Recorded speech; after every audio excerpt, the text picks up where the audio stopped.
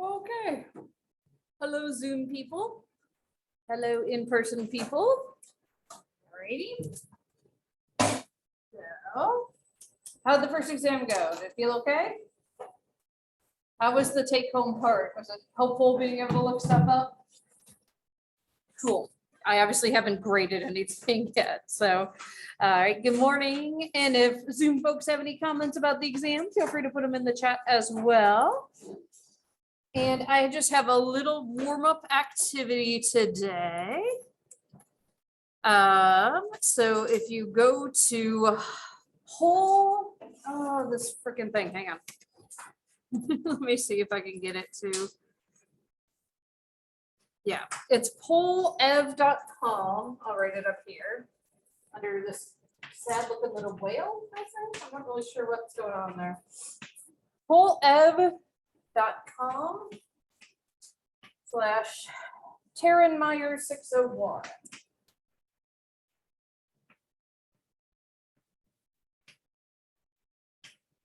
And people on Zoom, you can actually see that. It's just cut off by the projector here in class. So go ahead and answer this question about how you feel about Freud. There we go.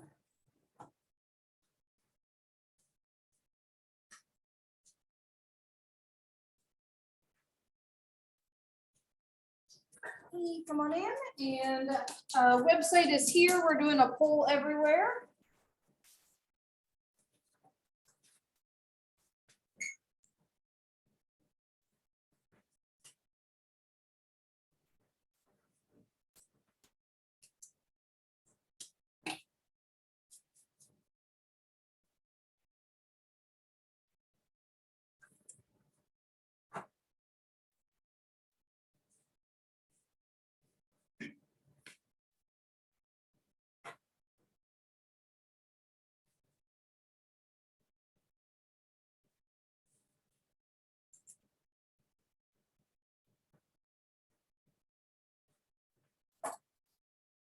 Alrighty, I'll give it just another minute for folks to sign in who haven't had a chance yet. So again, polev.com and then my full name, Tarrenmeyers601. It is MYERS. A lot of people want to put an extra E in there between the M and the Y.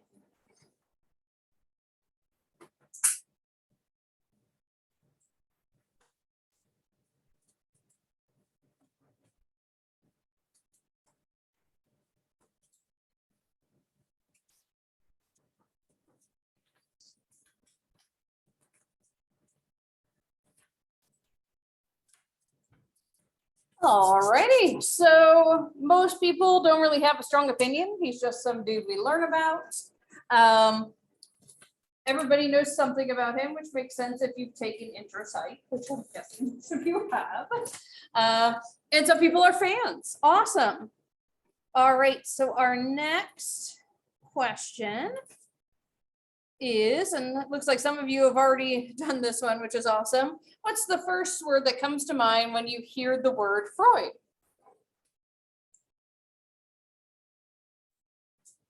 So we've got a nice mix here so far, but again, feel free to put in whatever. Unconscious is coming up a lot. Nice.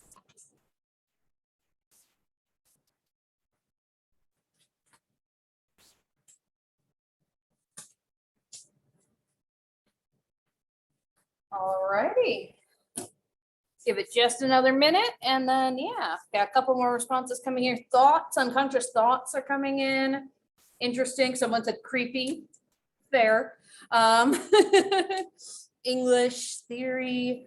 mind, personality, everything. Yeah, clinical classes. Yeah, we learn about him in a lot of our classes. And if you take English classes, you might learn about him there too. Routes, methods, psychodynamic. Awesome. Interesting. Yeah, I think that that's a very fair one. But yeah, psychoanalysis, thoughts, and unconscious are the big ones popping out. Very cool. So yeah, I think that this is what I've settled on, that this is the best way to do our warm-up activities, because I think first thing in the morning, y'all don't really feel like talking out loud, which is fair.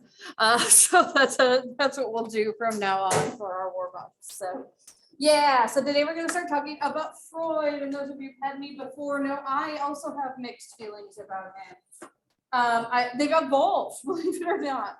And I'll kind of explain as we go through. But, you know, this is the first theory we're going to talk about in detail, largely because this was the first theory really articulated about personality, and it's still one of the most influential. Oh, and let me go ahead and turn on the better captions for everybody here. There we go. All right, so here's a disclaimer. So when he was teaching us about Freud when I was an undergrad, Dr. Michael Levine said this exact quote: "I hate Freud." I was one of those people who write down quotes my professor said that were funny in the margins of my notebook. And when I got out my old Theories of Personality notebook to look at to where I was prepping this class, I found this quote and kind of laughed. I definitely don't feel as strong as that. I am critical of many of his ideas, but Freud tried to explain everything, and that in and of itself is really admirable. But he did so in a way that often can't be tested empirically. And as someone who was trained in the clinical scientist method of training, which shows you to look at everything empirically and see if it's actually going to help people, I struggle with it. That being said, a very unscientific experience led me to have more compassion, empathy for Freud. So in 2017, we did a study away where we took students to London, Paris, and Amsterdam over J-term. It was very cold. One of the things we did was visit Freud's house in London. And standing there and seeing like the original couch where he first did talk therapy, as someone who's a clinical psychologist, it felt strangely like a religious experience, right? Like this is where it started. And so I know that's unscientific, but made me have a greater affinity for Freud. All right, so who was Freud? A lot of background here I'm going to give you. So his ideas have a huge impact throughout the 20th and now into the 21st century on how we understand the mind and how it operates. You can still see a lot of his influence today. So psychoanalysis is still used, particularly in large cities, because oftentimes, not always, but oftentimes people who do psychoanalysis might pay it out of pocket rather than going through insurance. And in bigger cities, we tend to have greater gatherings of people with higher incomes. Things like free association, transference are in there. He's in pop culture. If you search like Freud t-shirt on Amazon, a whole bunch of like Pink Freud and things about your mother will come up, right? And he laid the foundation for many topics and questions psychologists are still trying to answer today. So although some people would argue he's not important in contemporary theories, he is very important historically, and pretty much every theory we'll talk about from here on out was in some way a response to Freud's theories. You know, some way sort of trying to disprove him in some ways, if that makes sense, including when we talk about the other psychodynamic and psychoanalytic things. So he was alive from 1856 to 1939, and he was born in what is now the Czech Republic. His father was a wool merchant. His family was Jewish. He did not practice the faith as an adult, but he was very conscious of his Jewish origin. His mother was 21 and his father was 41 when he was born, and he was the first son. His mom was very loving and protective. His dad was very stern and authoritarian. Freud later did psychoanalysis on himself. I mean, I guess when you invent a technique, you have to like try it on yourself first. I don't know. But learned that his feelings towards his parents were mixed with fear and love, respect and hate. He was really a favored son. He was actually born with what's called a cowl, which is a small portion of the fetal sac was covering his head. And according to folklore, this meant that he would be famous. Maybe not always true, but certainly true in this case, right? He had 6 younger siblings, 5 sisters and 1 brother. He was born an uncle, because his dad, a widower, had grown children, and one of his dad's children had a child who was Freud's nephew, who was 1 year. It's like sort of one of those complex things, but he grew up close to his uncle, basically, or his nephew. There we go, because they were very close in age. And many have suggested, maybe not surprisingly, that this unusual family constellation set the stage for a lot of Freud's ideas, particularly the Oedipus complex, right? At age 4, he moved to Vienna in Austria, and he lived there until 1938. And we'll talk in a sec about why he had to move. He was a good student, but he was really helped by the fact that his parents gave him all the resources to study. So for example, he had his own room and was allowed to study using his oil lamp. His siblings had to share rooms and use candles, which put out less light. He wanted to be a mighty warrior or a minister of state, but professional choices were actually limited for people of Jewish origin at that point in time. So instead, he went to med school. So he actually was trained as a physician and in fact, what we would call today a neurologist. So he actually studied animal biology. He looked at things like the nervous system of the fish and the testes of the eel. He had a whole theory about how neurons worked that actually is related to his theory of the id, the ego, and the superego. He came up with the idea of studying the anesthetic properties of cocaine. And he looked at it as a possible antidepressant, and there's some evidence to suggest that he tested it on himself and may have become an addict as a result. He depended on his private practice for a living, and he became interested in neurosis, which was like an emotional disturbance where people could generally function most of the time, but what we would call anxiety or depression today. So why Freud had to leave Vienna in 1938 is that he was Jewish and Austria was invaded by the Nazis. And so I've actually read the letters he shared with other people in his journal entries at that time. And it was, they freezed all his assets. So he couldn't even pay for a train ticket out. But luckily, because he was Freud, people who were, and there was like a French female psychoanalyst who helped pay his way, and some other folks came in. And so they were able to help him get the funds to go to London, help him get the paperwork he needed to go to London, help him get the house in London. And he took all his stuff with him. So if you go to his house in Vienna, none of the original stuff is there. It's all at the Freud Museum in London, which is really interesting. We'll talk later more about his daughter, Anna Freud. She was also a psychoanalyst, and she moved with her father. All right, so his background, his goal was to create a complete theory of humanity, to basically explain everything about people. He hoped that studying neuroses would eventually provide a key to the study of psychological processes in general. So by starting with what we might call abnormality or psychopathology, he thought that would help explain normality, right? Essentially. So one of the things he did is went to Paris to study was Jean Charcot. who was a psychiatrist in Paris. So again, remember, Freud's trained as a neurologist initially, but then he got interested in neuroses, he got interested in the mind, and so he said, well, I need to study more of that. So he trained in hypnosis while he was there with a man named Joseph Breuer. And what Breuer was doing was he would hypnotize people, put them in a trance, and then he'd get them to talk about their problems. And what he found is when you brought them out of hypnosis, they felt better. And so Freud was really interested in this.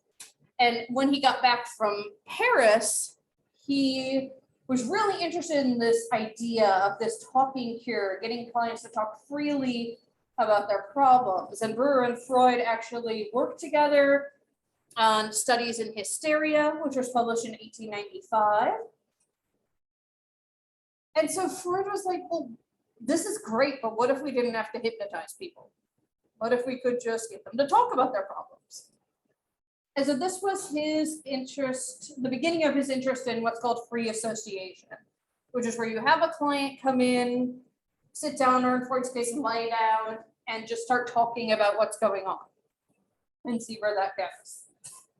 And this developed later into psychoanalytic techniques.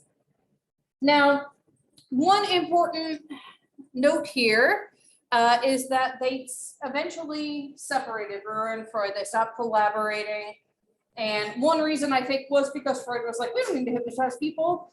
But the main reason was Freud's emphasis on the role of sexuality and neurosis. Breuer was like, no, that's not a thing, or it's at least not as important as you say. But for Freud, this was the central tenet of everything he looked at. This is a pattern you see over and over in Freud's life, that he would have people who were great collaborators or later on students underneath him, and they would eventually say, you're too interested in the sexuality stuff, I'm gonna go do my own thing, basically. No one really emphasized the role of sexuality as much as Freud himself did. And one of the things that made this especially controversial is that, the time Freud's living, the late 1800s, early 1900s, this is Victorian Austria. So any sort of non-reproductive sexuality, anything like masturbation, homosexuality, is seen as perverse. There was a real repression of fundamental drives. They saw the sexual act as beastly. They tolerated it because of the shortcomings of men and because they needed it for reproduction, but sort of said it was something they shouldn't be indulging in unnecessarily. Also, natural excretory functions, just things you do in the bathroom, were viewed with shame. And so this prohibition of sexual behaviors was linked to a lot of anxiety, fear, worry, repression, hysteria. And then you have Freud coming in and he's like, everything's about sex, right? I mean, this is the era, I'm not joking. So when I lived in Augusta, Georgia for a year, we went to Columbia, South Carolina, and toured a house from this era. And it had one of those divided staircases. And what we were explained is that there was actually, those were assigned to genders. And men would go down one side and women would go on the other, because heaven forbid the men should see the woman's ankle, right? When she's going down the steps. And again, this is the era they're living in. And Freud's like, everyone's in love with their moms and wants to kill their dads. I'm like, excuse me? Right? So this was really interesting that he was sort of bringing about his theories at this time. At the same time, though, this was also a cultural renaissance in philosophy, in music, in literature. And so more and more people started questioning those prohibitions against sex and sexuality. And so Freud proposed that pleasure was an important underlying function of sex. And again, that wasn't novel in the history of humans, right? But it was sort of revolutionary to say out loud at this time. So the end of his life, he continued to develop and revise his work until his death. He was always working and writing. And he actually, the reason he died in London was from cancer of the jaw. So all those cigars he smoked over the years, he developed cancer in the jaw. It's unfortunately sort of gruesome that it got so bad later in his life. He had to have operations. He had like a small hole in his cheek, basically. He never satisfactorily created his complete theory of humanity. And the really interesting thing is a lot of his archival data is still held in trust by his estate. And so there will be Freud papers that are probably released throughout our lifetimes. And just like a little side note of the picture here, one thing that Freud also contributed is that he noticed that a dog's presence acted as a calming influence on his patients. Children and adolescents in particular seem better able to disclose painful information with a dog nearby, but adults benefited in a similar way as well. It seemed the mere presence of a dog in the room lowered the barriers of resistance all humans erect to avoid painful subjects and facilitated the therapeutic process. So Freud was the first person to use a therapy animal, basically. And this was just his family dog. And just because he gave therapy sessions out of his home, happened to be there, and he just sort of noticed, like, oh, this seems to help people. So he contributed in all kinds of interesting ways. Alrighty, so this is, believe it or not, an actual Freud action figure that exists. I believe Dr. Jackson has one in his office. And Freud, you'll hear this term psychodynamic associated with him, as well as psychoanalytic. And so here he's really trying to use dynamic in the way that we use it in physics terminology. So dynamic here means force. It's like thermodynamics. And then psycho or psyche means mind, soul, or spirit. So psychodynamic is essentially talking about forces in the mind. And again, even though we look at Freud as unscientific now, in his mind, he was trying to be as scientific as the physicists who were developing things during his lifespan. I mean, if you think about Freud as a contemporary with folks like Einstein, right? And he argued that some of these forces are outside of our conscious awareness. And so, as many of you said on our word cloud today, unconscious is a big part of what we talk about when we talk about Freud. The conflict between those forces is at the core of psychodynamic theory. So the idea is, again, dynamics, force, psyche, mind, forces of the mind, and they conflict with each other. And that's sort of how you get psychopathology, issues in personality.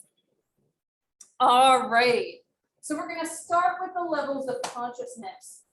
And this may be a different way than you've seen Freud's theories presented previously.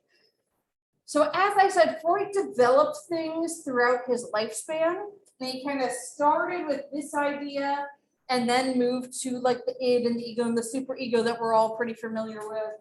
But this was really the core of his ideas about personality. So Freud was interested in the mind as a space with depth.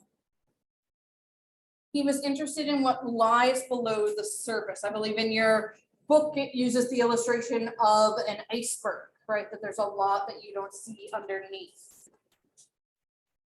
And so the conscious, or CS, is just what it sounds like. It's things on the surface level, things that we can observe in ourselves or others. And it interacts with external forces. Freud acknowledged that there's a lot of different external forces that act on us as well, right? Societal pressures, work demands, family conflict, things along those lines. Then underneath that, there's the pre-conscious.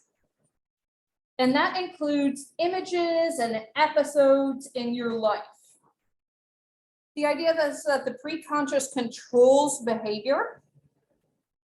and it helps us to modify the outside world sometimes if we need to, right? Change our situation to fit what we need, or do the opposite, change our behavior to fit what the situation demands, to fit the conditions. So the idea was, this is what allows us to interact with the world, with those external forces in a healthy way. So then the censor here is the border between the preconscious and the unconscious. It's a screen between them. It's leaky, stuff gets out, but it tries to be a barrier. It tries to safeguard, I should say, from the unconscious, from what's brewing underneath. But the description I like about it that I've heard is that it's like a crooked border agent, right? Like they're smuggling, bribery, no strength across the border, stuff happens and gets through. And underneath that, in the depths of the minds, is the unconscious. And the idea was that this exists and operates outside of conscious awareness. Really interestingly, in sort of pop culture, this has become the subconscious underneath consciousness, but Freud didn't use the word subconscious. He used unconscious. It wasn't that it was below our understanding or below our awareness. It was just completely out of our awareness, unconscious. So he talked about the dynamic unconscious, again, the forces in the unconscious.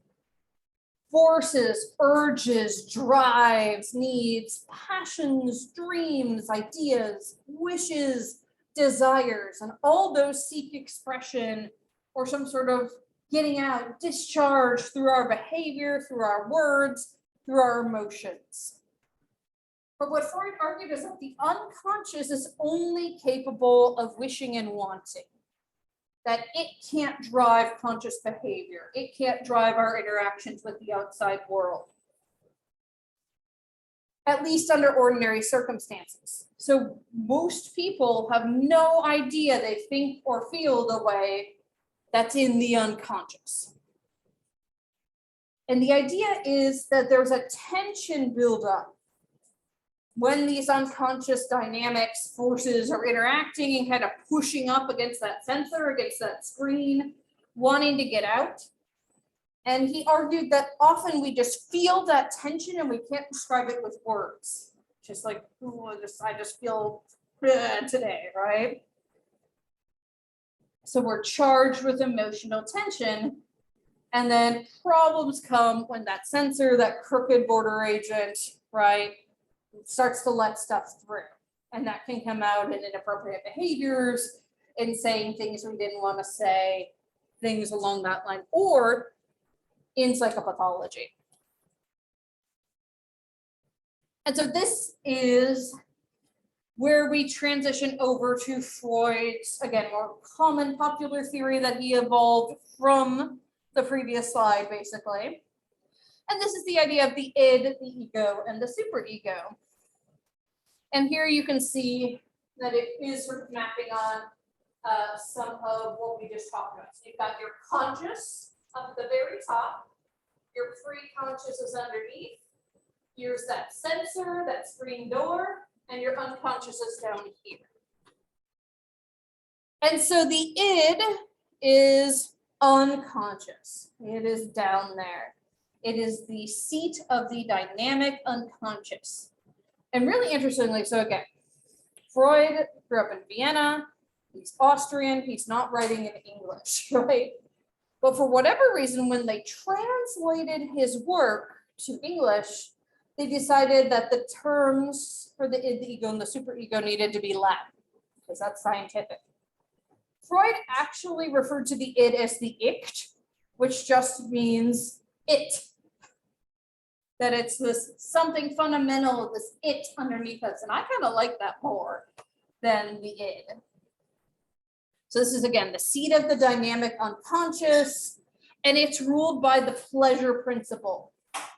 which is sometimes been referred to as fundamental hedonism. We want the world and we want it now. We want immediate gratification. This is drive to maximize pleasure and minimize pain. And we see it primarily in infants and young children. They act on the id, Freud argued, kind of do whatever they want. And the id was associated with what Freud called primary process thinking.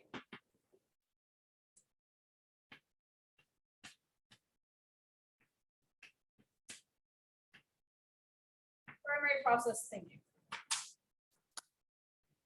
And that's associated with the pleasure principle.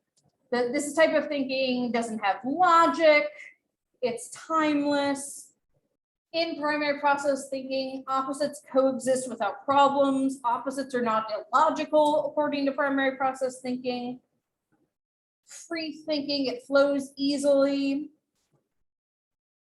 We just talked about the unconscious being capable of only wishing. That is primary process thinking.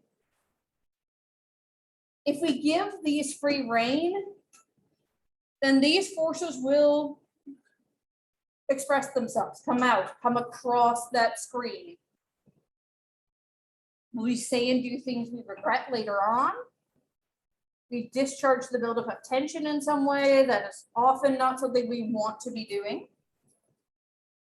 And as we grow older, we should realize that we can't immediately satisfy all of our urges and impulses without being punished by society. The best description I've ever heard of the it, was by my grad professor, Dr. Newberry, and he described it as Cookie Monster. You want cookie, you want sex, right? And then just taking, if you think about how Cookie Monster just eats all the cookies, right? That's the it. So it's like we didn't have these other forces to balance it out. We would all just kind of go around like Cookie Monster, ravaging things, right? Looking for food. All right, the ego is essentially what Freud originally called the preconscious. This forms as we grow older and realize we can't just be Cookie Monster. We can't just do what we want. We become aware of what it will make you feel, especially, the pain that sometimes results from saying or doing things that we didn't really mean to say. This helps you be rational about things. And the ego detects tensions and looks inwardly and to the outside world. So that's why you see the ego here kind of straddling the unconscious and the preconscious, that it tries to balance these things out. It tries to figure out how to discharge all these tensions from the id, but in appropriate ways. It's more rational and realistic than the id, and it's ruled by what's called the reality principle. So the idea is that although we have these desires from the id, we must operate in an acceptable manner and conform to society's expectations. So the ego's main job is compromise formation. It's a mediator. It's getting everything else, all these other forces, to compromise to get along. It's trying to find a middle course between these competing demands of motivation, morality, and practicality, and also all those things we want. And the result of the compromise is what we consciously think and actually do. So the ego is what is sort of turning those wants, desires into things that are socially acceptable. And the purpose of the reality principle is to effectively serve the purpose of the pleasure principle. Basically, it is to try to fulfill our desires, seek pleasure, minimize pain, but do it in a way that is socially acceptable. And again, not just running through a bakery eating all the cookies. Not surprisingly, the ego operates on secondary process thinking. And this is associated with being human, according to Freud. Secondary process thinking helps us know what is appropriate We use our memories, our perceptions, our planning, our judgment, our decision-making, a lot of the functions that happen in our, we know now, Freud didn't necessarily know at the time, but that happen in our prefrontal cortex, right, our frontal lobe of our brain, things that are more developed in humans than a lot of other animals. And so we have ego instincts, Freud argued, and those are instincts of self-preservation, allowing us to live in the real world. Then we have the superego. The superego is governed by ideals and morals. The superego represents societal rules, ideals, mores, but also taboos, things along those lines. The superego develops later in childhood, sort of school age, essentially. And it stores the moral rules and regulations on how to conduct yourself appropriately. So you can think of the superego as the super moral, the part of the psyche that always wants to do exactly the right thing according to society's rules. I've heard a really nice description of the superego and the id as psychomachia. And if you're not familiar with what that is, it's like the old cartoons where you got a devil on one shoulder and an angel on the other. So your superego is the angel, the id's the devil, and then the ego is you trying to figure out how to like navigate both of these things, right? We're going to do a reading by Freud for the discussion for this chapter. And the way he describes like the ego is it's sort of like, yeah, this is a really tough job, right? So it isn't easy. Here's that iceberg diagram, that modern interpretation. So there's more below the surface than what is visible to the naked eye. I like this diagram better, simply because it maps more clearly on what Freud himself drew and described. Other things Freud talked about. Two main forces or instincts in life were libido, or the life force, and thanatos, or the death force. So libido is the life drive or life instinct, but it's also known as eros and the sexual drive or instinct. So we think about your libido isn't doing so great if you're not feeling like having sex, right? Libido, though, in Freud's mind is more than just a drive for sex, it's a drive to live. It's self-preservation, it's preservation of the species of humans. And so it's sexual partially to be reproductive. And as Funder explains, to Freud, sex is simply life. Sex is necessary for procreation, and the enjoyment of sex is an important part of being alive. And this is something that we see later and some other, get translated into some other theories. So like when we talk about the hierarchy of needs, when we talk about the humanists, Maslow put sex on the very lowest level of the hierarchy of needs, along with like food and water. Right, that partially comes from this. Thanatos is the death drive or instincts, and yes, this is the same root as the Marvel supervillain Thanos, right? And this is a primary pervasive drive to destroy. And Freud argued that this is also a drive to destroy oneself.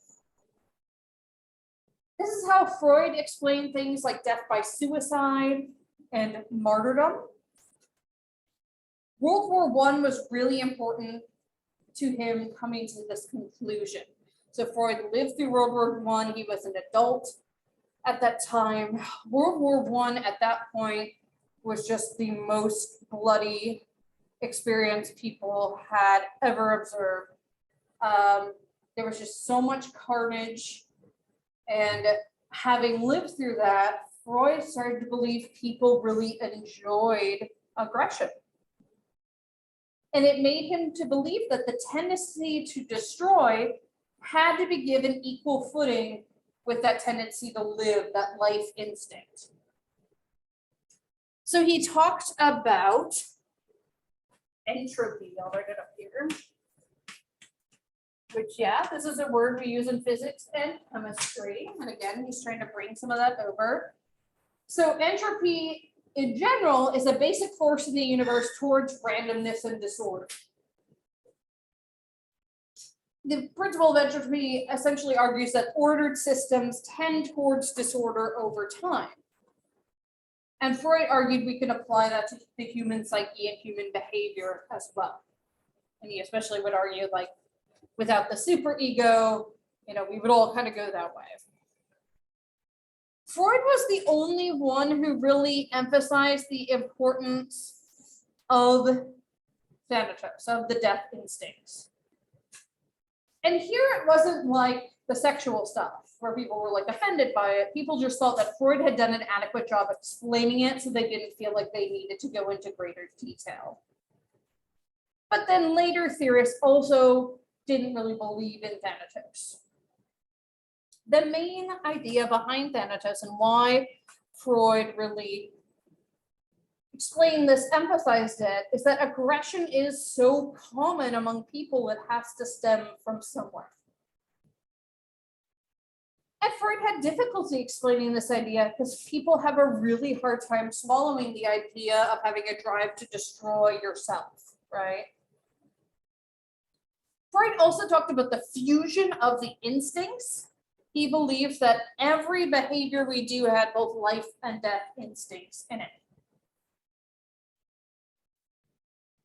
And so he kind of fed this into an idea about opposites that's sometimes called the Doctrine of Opposites. So he said everything implies and requires its opposite.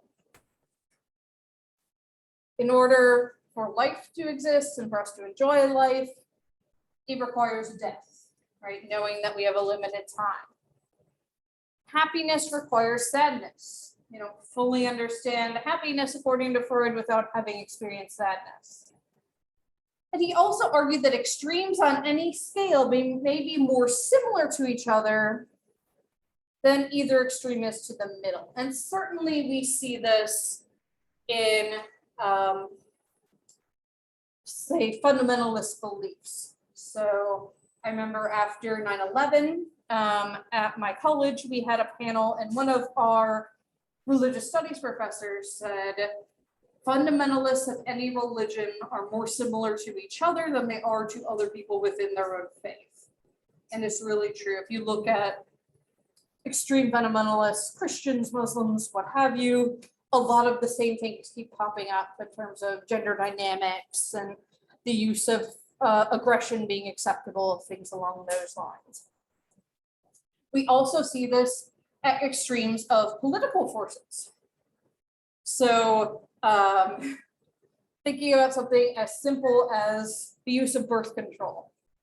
I know of very conservative people who say, I won't use birth control because it's not as God intended. And I know of very liberal people who say, I won't use birth control because I'm not going to put on natural hormones into my body, right? And so again, this sort of like wrap around where there might be more similarities than differences. It's why I think sometimes people like the Bernie bros act like Trump supporters sometimes, right? Again, this like, there's something about the extremes that end up being similar in their behavior. Freud links these urges, like the life force, like the death force, to the body. And this came from his background as a neuroscientist, or I want to say neuropsychologist, but that wasn't even really a thing yet. Really more of a neurologist. In particular, he looked at what he called erotogenic zones. And those are parts of the body that are naturally sensitive to excitement. And it doesn't have to be sexual excitement, but because it's Freud, a lot of them are sexual excitement areas. As such, Freud assumed that each of these areas also naturally generate tension and related instincts, so that they're related back to the life force, to the death force, what have you. And this is how Freud continued to develop his theory of dynamic consciousness and trying to map it onto the body. Again, Freud, we look at him now and we're like, he wasn't scientific, but in his mind, he was trying to be scientific. He was trying to be like, okay, we got these forces. Where on the biological body are they related? You know, sort of thinking about it in terms of anatomy. He also saw the past pulling people back. And this is what got Freud really interested in looking at things developmentally. How does what happened in the past influence who we are and how we act in the present? And so, again, this is something you may have learned about in the past, talked about briefly in intro psych or adult psychopathology. But Freud came up with these psychosexual stages of development. And Freud saw these as physical prototypes for psychological issues. And he said, this is a natural progression. Everyone should just go through all these stages and be good. And he saw the evolution of the person recapitulating the evolution of the species. So Freud was born in 1856. And that's the year that Darwin's Origin of Species came out. So that was always part of Freud's consciousness, right? He would have learned about it in school because it was one of the seminal texts of that era. All of Europe was influenced by Darwin when Freud started theorizing, and Freud's essentially saying, how can we take those principles and apply them to individual people? So Freud argued at each stage you go through, conflicts arise. And the way the conflict is resolved will shape your personality, or perhaps not resolved, right? If the conflict is not fully resolved, you can get stuck in that stage. And Freud called that fixation, when you were completely stuck at a stage, or at least partially stuck at a stage. And he argued that fixation leads to a less mature approach to obtaining, again, it's Freud, so he said sexual gratification, but if we take the sex part out, just think about gratification in general, development, interacting with other folks. But if all the conflicts are resolved at that stage, the adult obtains pleasure from healthy, intimate relationships, but also from work. And so Freud's idea was, if you get through those well, you'll be a person with a healthy personality, you will have everything integrated, everything will be all good. And so each of these stages, again, he argued we went through it, we'll start going through the stages in a minute.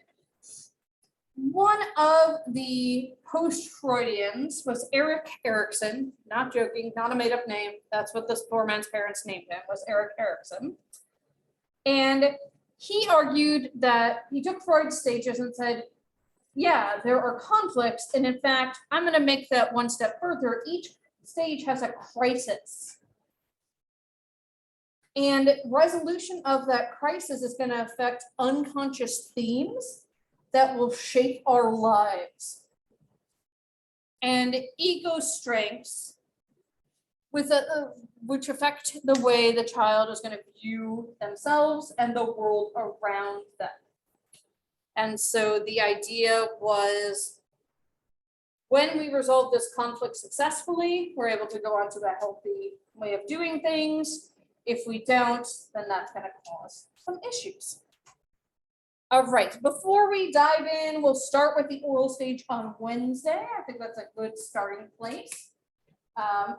So we will pick up there, and I will see you all then.